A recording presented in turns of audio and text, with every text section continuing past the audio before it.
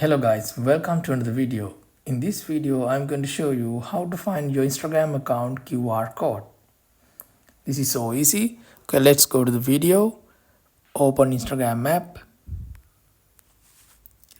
Then go to your profile. Tap on your profile icon. Then you can see here, share profile. Tap on that.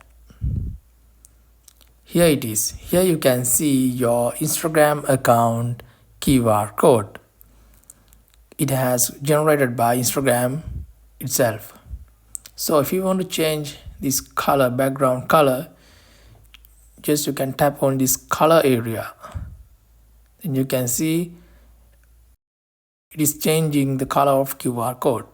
When you tap on this, you can change Instagram QR code color. If not, you can find your Instagram account QR code using this method. Go to your profile, tap on these three lines.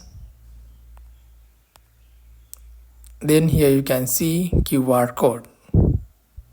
Here you can find your QR code. That's how you can find your Instagram account QR code. Hope you guys enjoyed the video. Thumbs up, comment below, hit the subscribe button.